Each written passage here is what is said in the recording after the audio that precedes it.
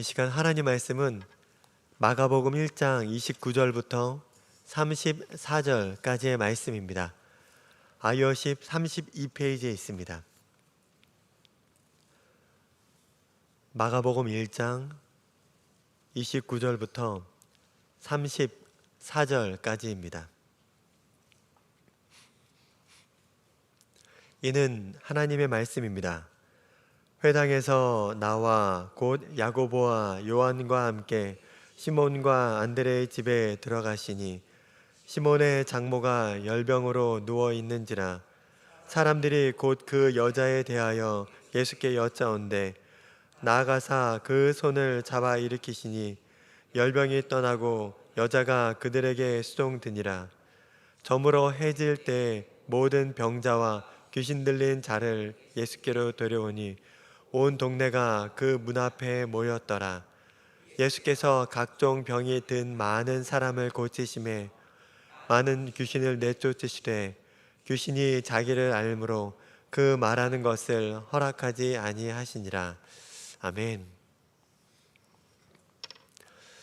어제 말씀을 통해 우리가 들었던 것은 예수님께서 회당에서 말씀을 선포하시고 귀신 들린 자를 고치셨다라는 것입니다. 그리고 이 치유 사건을 통해 예수님의 이름이 온 갈릴리 지방에 퍼지게 되었습니다. 그리고 오늘 본문을 보면 해질녘이 되었을 때 사람들은 모든 병자와 귀신 들린 자를 예수님께 데리고 나왔다라고 되어 있습니다.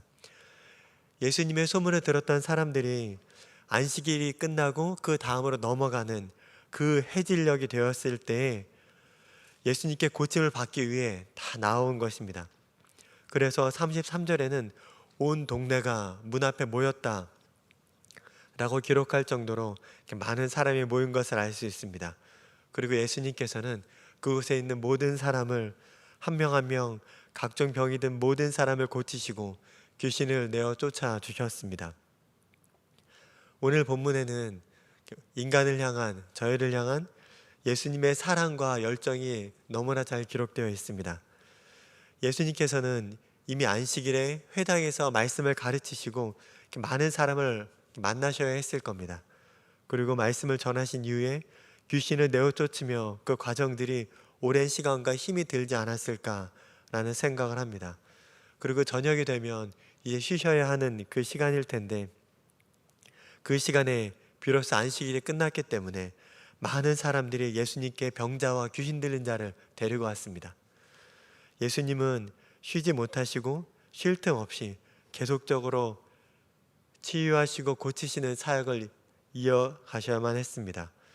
이렇게 예수님은 쉬지 못하고 사역하실 만큼 우리를 사랑하시고 인간을 향한 그 열정적인 사랑이 있다는 걸 보여주셨습니다. 이런 사랑, 하나님의 사랑, 예수님의 이런 치유 역사가 오늘 하루 우리의 삶 가운데 가득했으면 좋겠습니다. 우리의 삶에 이런 어려움과 문제와 치유 받지 못한 아픔들이 있다면 예수님의 이런 사랑과 우리를 향한 예수님의 열정을 기억하시며 이런 귀한 은혜가 우리의 오늘 하루의 삶에 가득하기를 간절히 소망합니다. 오늘 본문엔 참 많은 이가 치유를 받았을 겁니다. 이름이 기록되지 않은 너무나 많은 사람이 있었을 겁니다. 하지만 우리가 오늘 본문을 통해 주목해야 될 이 치유의 내용이 있다면 그것은 바로 베드로 장모 치유 이적입니다. 오늘 본문에는 이름조차 기록되지 않은 사람이 정말 많았을 거고 예수님의 공생의 3년을 돌아보자면 정말로 기록할 수 없을 정도의 많은 사람이 치유받았을 것입니다. 그래서 찬송가 304장의 가사처럼 하늘을 두루마리 삼고 바다를 먹물 삼아도 예수님의 이 사랑과 행하신 놀라운 이적을 다 기록하기에는 부족할 것입니다. 근데 이런 관점에서 보자면 오늘 본문에 기록된 베드로 장모 치유 이적은 너무나 중요하다라는 것입니다. 이 이적은 공관복음, 즉 마태복음과 마가복음, 누가복음 세 복음서에 다 기록되어 있기 때문입니다. 성경에 한 번 기록되는 것도 엄청난 이루고 중요한 사건일 겁니다. 그런데 이렇게 성경에 3번이나 기록되어 있다는 것은 정말로 중요하고 우리가 꼭 기억해야 한다라는 그런 말씀입니다. 그러면 베드로 장모 치유 이적이 왜 이렇게 중요한 것일까요? 성경에는 그 이유가 정확히 기록되어 있지는 않습니다. 하지만 이 치유 이적 이후에 이 상황이 어떻게 진행되는지를 보게 된다면 이 이적이 왜 중요한지를 우리는 생각해 볼 수 있습니다. 간단하게 요약해서 말씀드리자면 베드로의 가정이 예수님께 쓰임받게 되었다라는 것입니다. 즉 베드로는 이미 예수님의 제자로 헌신했지만 예수님께 헌신한 베드로를 통해서 그의 가정이 하나님께 쓰임받게 되었다라는 것입니다. 마가복음 1장 17절 우리가 전에 읽었던 본문을 보게 되자면 예수님께서는 베드로를 부르셨습니다.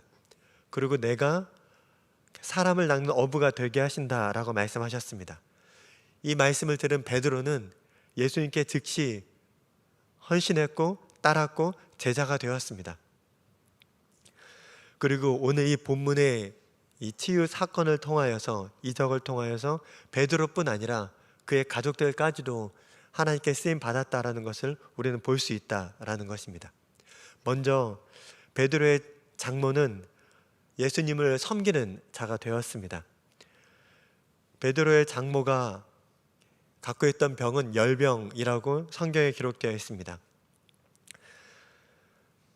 누가복음 4장 38절에 보면 이 똑같은 질병에 대해서 마가복음에는 열병이라고 기록되어 있다면 의사였던 누가는 중한 열병이라고 기록하고 있습니다. 그래서 이 병이 심했다라는 것을 더 구체적으로 의사의 소견을 기록하고 있는데요. 유대인들은 이 병을 불 또는 뼛속의 불이라고 일컬었다라고 기록되어 있습니다. 그리고 시제를 보자면 다 구체적으로 볼 수는 없지만 이 병을 간단한 짧은 시간에 알았다라는 것이 아니라 오랜 시간 동안 누워서 생활했다라는 것을 유추할 수 있는 그런 시제가 사용되어 있습니다. 이처럼 베드로의 장모는 중한 열병으로 인해서 오랜 기간 동안 누워서 생활할 수밖에 없었고 아무런 삶의 소망을 찾아볼 수가 없었습니다. 이렇게 중한 질병이 오래 지속되면 그 본인은 그 어떤 다음에 어떤 소망을 가지고 누군가를 위해 무엇을 한다라는 것은 참으로 어렵게 느낄 것입니다. 하지만 베드로의 장모는 병의 치유를 받았고 오늘 본문에 기록된 것처럼 예수님을 수종들었다라고 기록되어 있습니다. 여기서 우리가 알아야 할 것은 단순히 병을 치유받았다 해서 끝나는 것이 아닙니다. 베드로의 장모는 이 치유 이적을 통해서 예수님을 발견하게 된 겁니다. 예수님을 믿게 되었다라는 것입니다. 그래서 이 시종들다라는 이 단어는 이 수종들다는 영어로 wait on이라고 되어 있는데 이건 마치 종이 그 주인 옆에서 주인의 수종을 들기 위해 계속적으로 서 있는, 기다리고 있는 것을 표현하는 단어입니다. 이처럼 베드로의 장모는 병을 고침받았을 뿐만 아니라 예수님을 믿게 되었고 예수님 옆에서 예수님을 수종드는 자, 예수님께서 말씀만 하시면 종처럼 예수님을 섬기겠다라고 대기하고 있는 그런 아름다운 신앙인이 되었다라는 것입니다. 두 번째는 베드로의 아내입니다. 가족 중에 한 분이 중한 질병을 앓고 있으면 가족 모두가 그 아픈 사람에게 마음이 갈 수밖에 없습니다.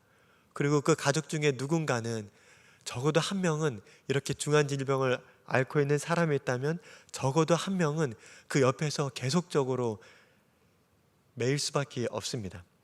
가족이기 때문에 이제 그렇게 하는 것이 당연할 거지만 그분 또한 아프신 분뿐만 아니라 아프신 분을 간호하는 옆에 계신 분 또한 자신의 생활이 누릴 수가 없습니다. 하지만 베드로의 아내는 성경의 기록을 보게 되자면 매우 헌신된 일꾼이 되었다라는 것을 알 수 있습니다. 제가 고린도전서 9장 5절의 말씀을 읽겠습니다. 우리가 다른 사도들과 주의 형제들과 게바와 같이 믿음에 자매된 아내를 데리고 다닐 권리가 없겠느냐? 고린도전서 5장은 사도 바울이 고린도 교회에 쓴 편지입니다. 사도 바울은 고린도 교회에 편지를 쓰며 이렇게 말합니다. 내가 게바처럼 아내와 함께 다닐 권리가 없겠느냐라고 말합니다.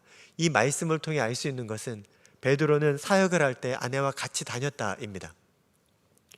베드로가 얼마나 헌신된 하나님의 사람인지는 우리가 잘 알고 있습니다. 하지만 그 믿음의 여정, 그 신앙의 여정을 베드로 혼자 한 것이 아니라 베드로는 그의 아내와 함께 이 신앙 여정을 함께 했다라는 것입니다. 전도 여행도 함께 했을 것이고 함께 교회를 섬겼을 것이고 함께 하나님을 섬기며 놀라운 하나님 일들을 감당했다라는 것입니다.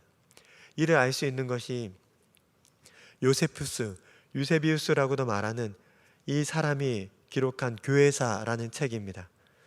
교회사 3권 30장에는 베드로 아내의 순교 내용이 기록되어 있습니다. 요세푸스는 클레멘트라는 2세기 말 3세기 초에 살았던 이 사람의 말을 인용하면서 이렇게 말합니다. 베드로가 순교당하는 아내에게 주님을 기억하라 라고 말했다라는 것입니다. 베드로의 아내는 베드로보다 먼저 순교를 하였습니다. 그리고 클레멘트의 말에 의하면, 요세푸스의 인용에 의하면 베드로는 그의 아내한테 죽는 그 순간 주님을 기억하십시오 라고 말했다라는 전승입니다.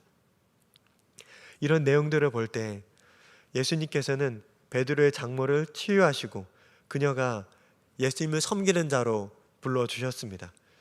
그의 아내, 베드로의 아내 또한 베드로와 함께 사역하는 복음의 일꾼으로 순교자로 불러주셨다라는 것을 볼 수 있다라는 것입니다.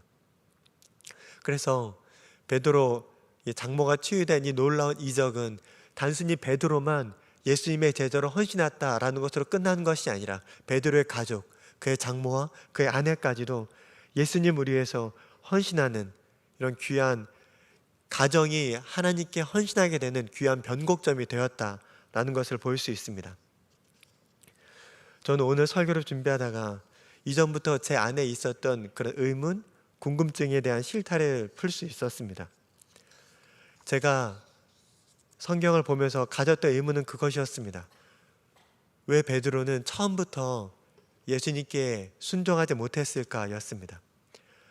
마가복음 1장 17절에서 베드로는 예수님께 헌신하고 제자로 순종하지만 실은 이건 예수님께서 베드로를 두 번째 부르신 사건입니다.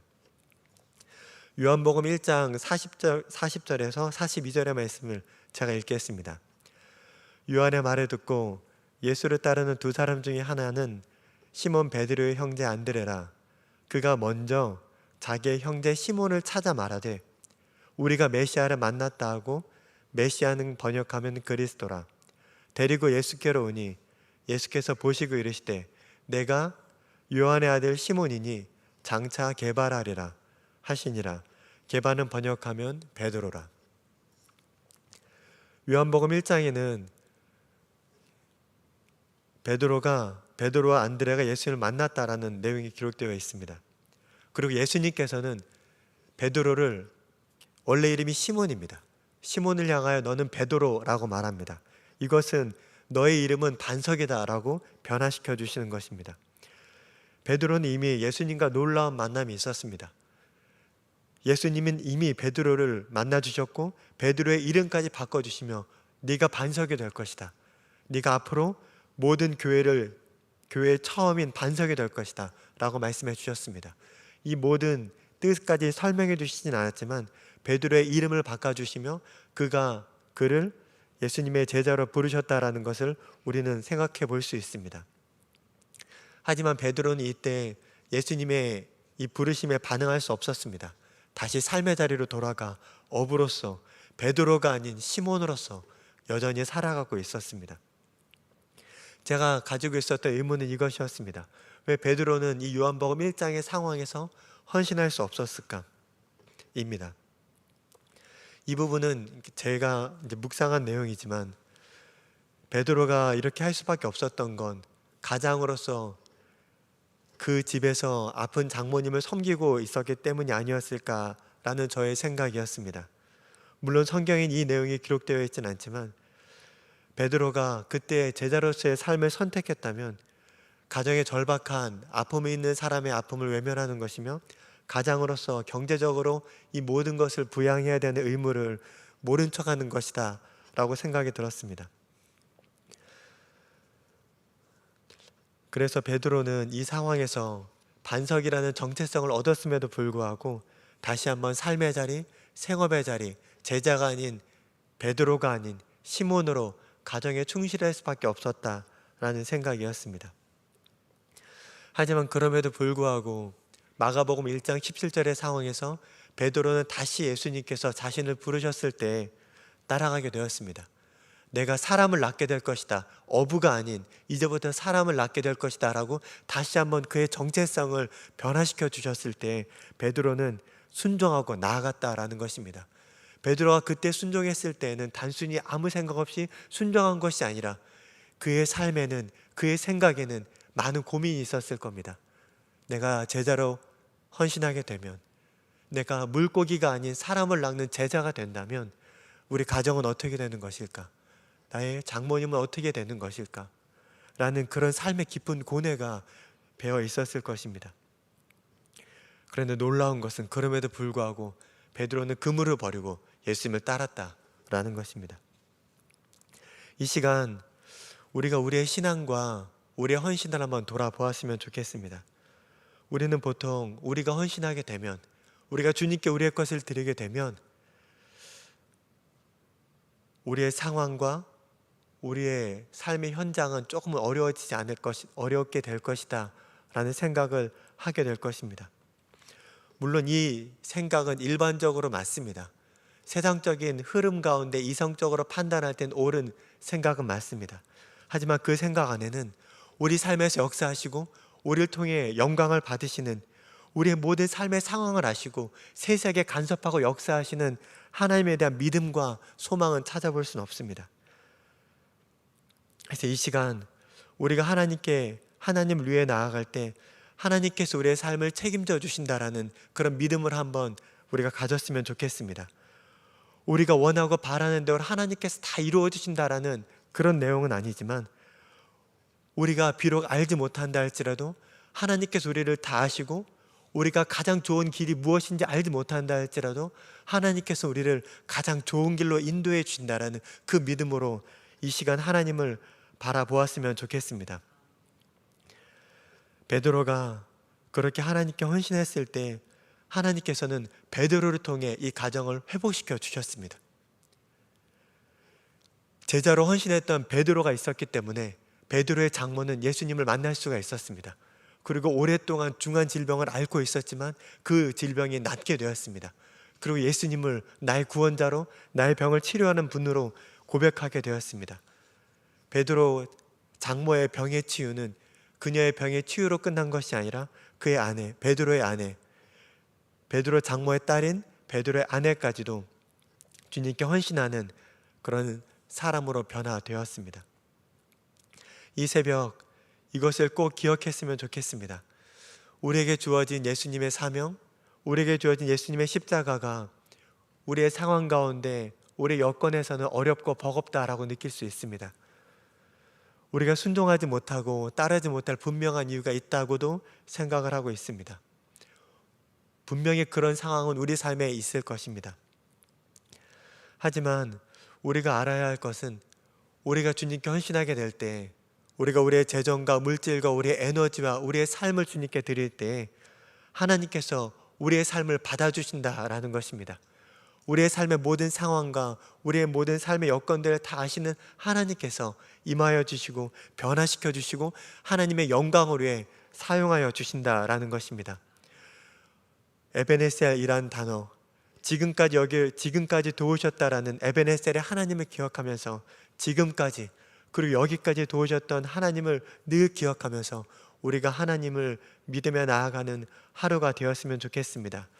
우리가 그렇게 오늘 하루 하나님께 헌신하며 나아갈 때 하나님께서는 분명히 우리를 통해서 베드로 장모의 치유받는 놀라운 이적들, 우리 주변에 오랜 중병을 앓고 있었던 사람들이 회복되고 그 병의 회복을 통해 그 가정이 변화되며 예수님을 발견하고 헌신하는 놀라운 역사가 우리를 통해 흘러가는 하루가 되리라 믿습니다.